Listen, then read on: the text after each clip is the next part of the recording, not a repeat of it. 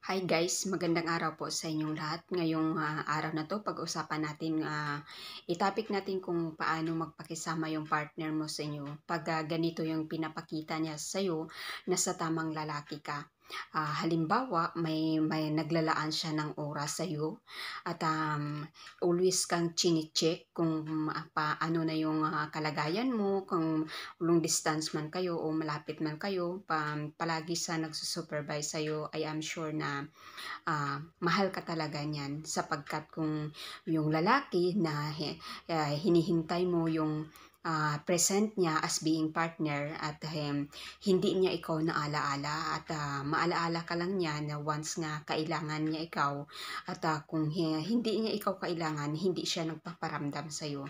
Nasa maling tao po kayo kasi po once nga malalaman mo talaga na mahal ka ng isang tao kung nandyan yung present niya at yung pagrespeto niya sa iyo sapagkat mawala yung respeto ng isang tao sa iyo bilang partner. I am sure na hindi natin matatawag na pang everlasting yung pagmamahal niya sa iyo kasi nakadepende po sa standard ng iyong pamumuhay na makikita niya sa iyong sarili sapagkat pag hindi ka pasado sa kanyang standard, I am sure na parang bula na papalitan kanya agad-agad sa third party or sa ibang babae or na hindi without permission sa iyo or hindi man lang nagbigay ng closure sa iyo sapagkat pag na-experience mo sa nasabihan ka ng iyong partner na ganito, pag makahanap ako ng ibang babae, papalitan kita. Hindi yan na loyal na pagmamahal sa iyo guys. Dahil isa po yan na materialistic na isang tao na hindi niya kaya yung gampanan yung role niya bilang partner dahil nakadepende ito sa materials na bagay na makikita niya sa iyo. Kasi pa once nga love ka ng iyong partner, kung sino ka, kung ano yung standard ng pamumuhay mo at kung ano yung personality mo, tanggap ka niya. Yes, kahit ano yung kung ano yung makita sa sarili mo or sa pamumuhay niyo, tanggap ka niya, yung tinatawag na sasamahan ka sa hirap at ginhawa, hindi yung sasamahan ka sa sarap, sasamahan ka sa saya. Pag nasa between na kayo ng mga challenges ng mga pagsubok, basta-basta kanya iiwan sa ere. Hindi yan na matawag na realistic na idealistic man na para sa iyo. I am sure na parating yung tamang tao na para sa iyo, yung deserve na tao na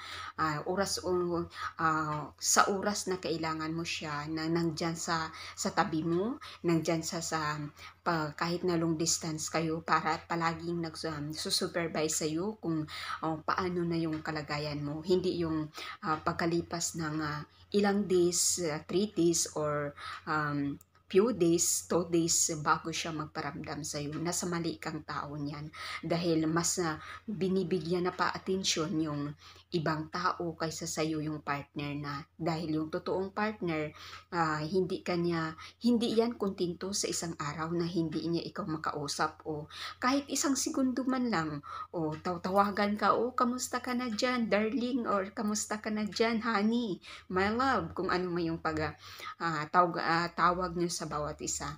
Yun yung ma-appreciate mo yung present ng iyong partner na mahalaga ka sa kanya sapagkat kung hindi mo maranasan yan na hindi yung pinapakita ng yung partner mo sa iyo, hindi yan na tinatawag natin na realistic, hindi yan na loyal na partner sa iyo or dahil sa mga red flag na pinapakita sa iyo. So dapat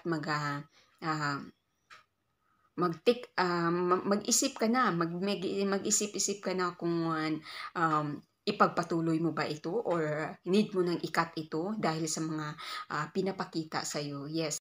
Thank you for watching guys. Kung nagustuhan mo itong advice sa'yo, huwag kalimutan i-like at i-follow ang aking YouTube channels. I am Darling. Sana na may natutunan kayong aral sa munti kong advice para sa inyo. Mag-ingat po kayong lahat. At mahalin nyo ang iyong sarili at huwag nyong pababayaan. God bless us all. See you sa susunod kong video. Bye-bye!